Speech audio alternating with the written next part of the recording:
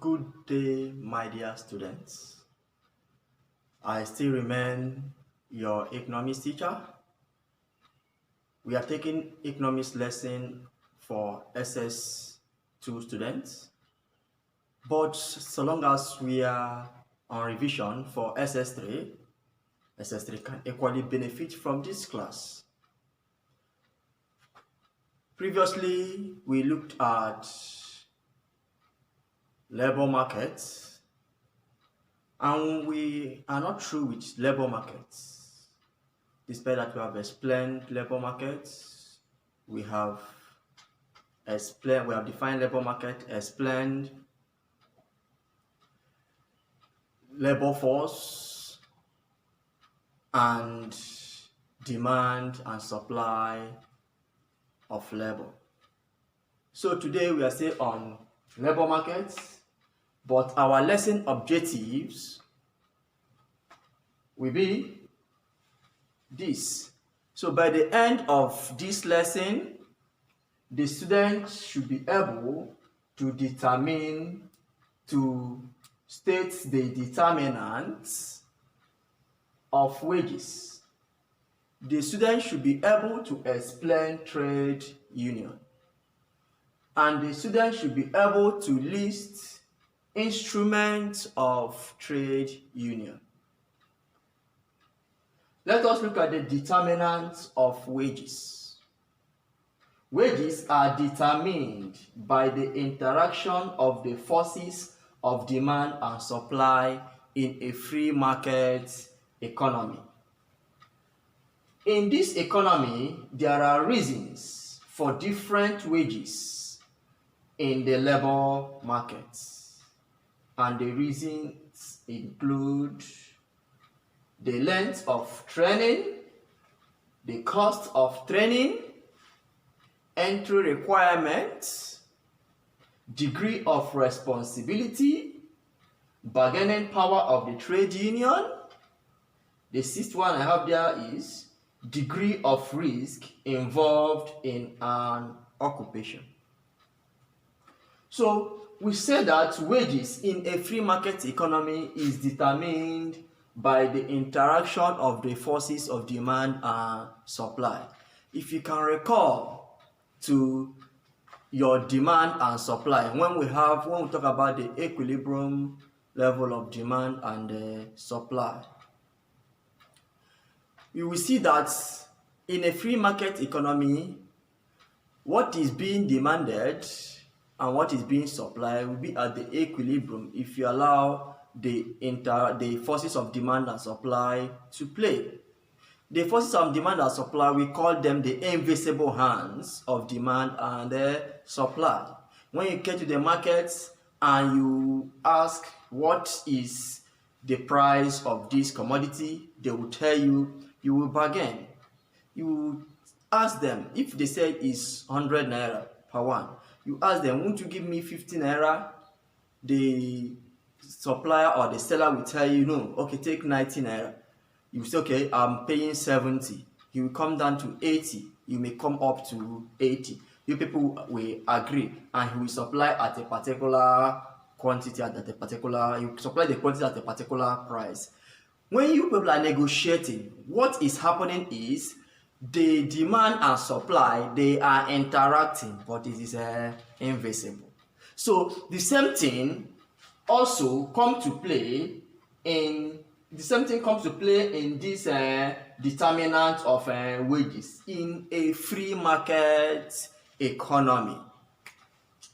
So we have seen the reasons for the different wages in the labor market in a free market economy.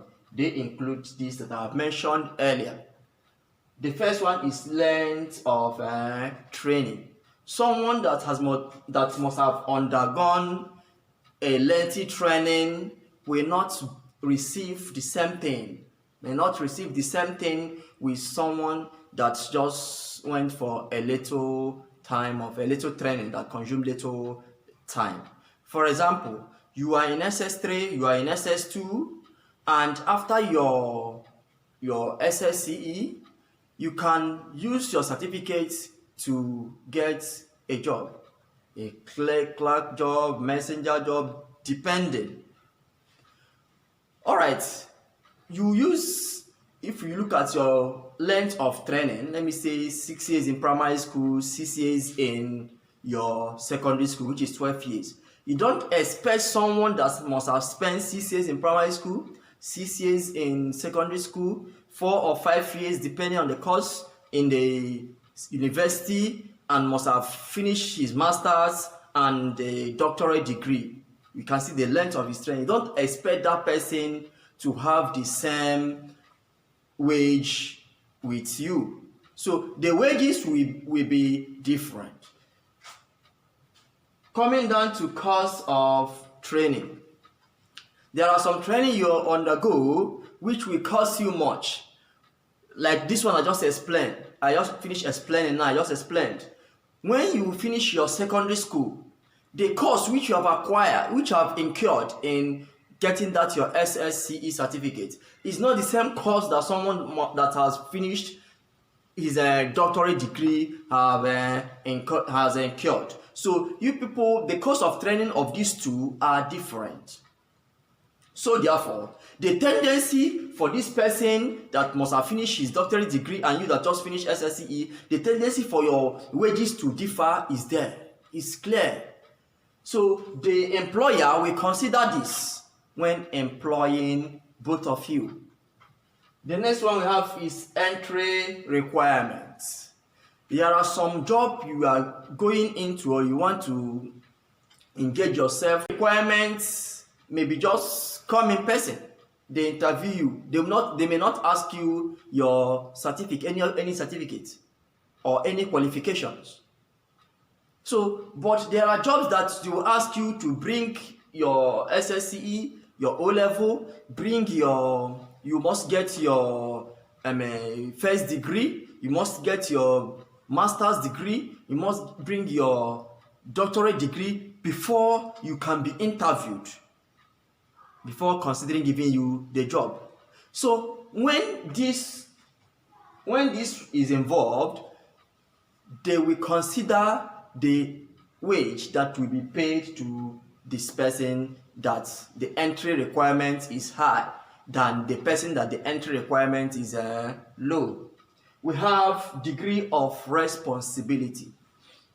In degree of responsibility, as a factor, as a reason that will cause different wages in the labor market, it has to do with the work assigned to an individual or a worker to do. The responsibility of a cleaner and the responsibility of the manager is not the same. So they will consider their responsibilities in determining the wage that is accruable for them. For example, in our school, I am a civil servant. The principal is also a civil servant. But in our field, the responsibility of the principal and my responsibility is not the same. Her responsibility is higher. Her responsibilities are higher than my own. So in paying, if the government is paying us, they will consider her responsibilities and my responsibilities. They will consider what I am taking up, what I am doing, what's are the things that I'm delivering. So those things that are given to me to do, those things that I'm responsible for, they will consider them, and they will also consider those things that she's responsible for. So since our level of responsibility is not the same, it is clear that her salary will be higher than my salary. When you have higher level of responsibility, you will earn high. When you have lower level of responsibility, you will earn low. The next one I have here I need to explain is bargaining power of the trade union.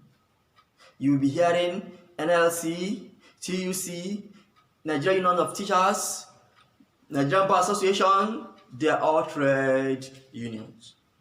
So the ability for your own trade union to bargain for you Their bargaining power determines what you be paid in your line of duty.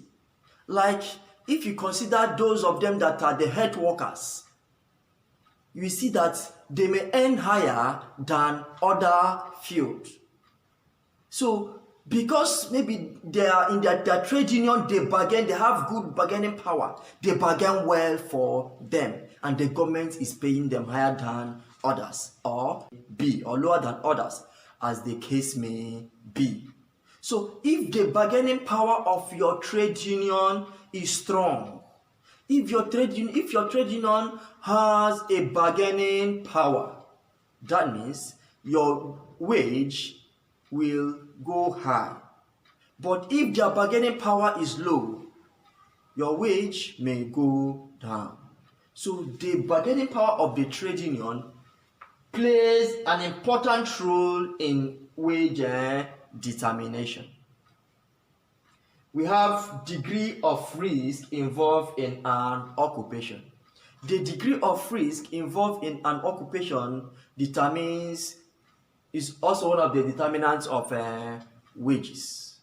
For example, this situation we are now, that the health workers, those of them that are battling this coronavirus, this COVID-19, those of them that are taking care of those patients in the quarantine area, their wages will be increased because of the risk involved in the duty they are assigned to.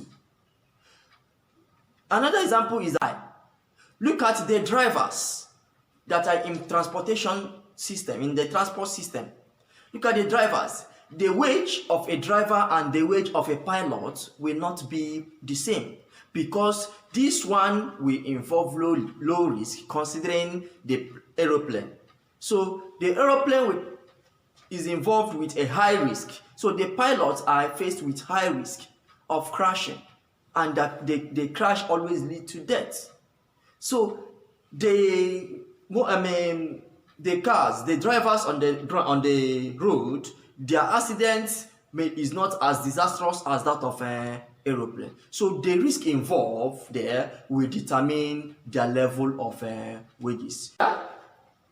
Then we are going to look at the trade union. What is a trade union? A trade union is an effectively organized body of persons or employees belonging to the same trade or broadly similar occupation, which uses various instruments such as collective bargaining, threats of strike, etc., to obtain better working conditions for its members. So, like I've just said, I mentioned something like bargaining power of a trade union. So they use that as one of their instruments to obtain a better working conditions for their members. So trade union in Nigeria include Nigerian Labour Congress (NLC), Nigerian Union of Teachers (NUT), Nigerian Bar Association, Trade Union Congress of Nigeria (TUC), and others. So this trade union, they are concerned in the welfare of their members. How are we going to meet the government, talk with the government, stress the government to make sure that we obtain a good working condition, a better working condition for our members? You see, they start stressing the government. They start calling the government to talk. You heard of the recently implemented minimum wage. This came to be because of the tussle, because of the bargaining power of the trade union in Nigeria with the government. So they bargain with the government and make sure that they obtain a better working condition for their members. So that is the trade union. Let us look at the instruments of trade union. The instrument that the trade union can use to obtain these better working conditions for their members. 1. Negotiation or collective bargaining with employers. Like I talked about the new minimum wage. So they called the government's attention. They told them that the working condition of our members are not good, considering the level of things in the market, the level of price of goods in the market. How will they be going home with this amount of money? How will they survive? How will they take care of their children? They call governments, and governments listen to them, and they bargain. We call it collective bargaining, because the government will come, the trade union will come, they will bargain. Not only the trade union that will talk on their own, or the government that will talk on their own. They'll come together collectively and they will bargain.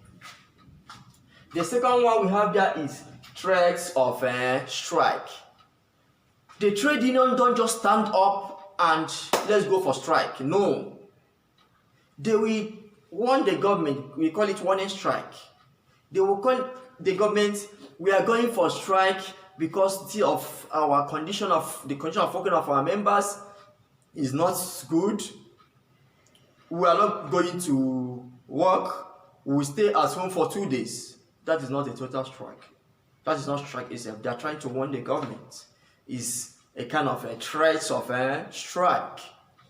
After that, if the government didn't come to order, they will now start implementing other instruments that they have. The next one we have there is work to rule. This work to rule is a situation whereby the workers will come to work. They will not do anything. They'll just be sitting down. Nothing will be done. So we call it work to rule. So it's also a way to tell the government to pass a message. We are not comfortable with the working condition we are on. Look at this working condition that you place us in or on.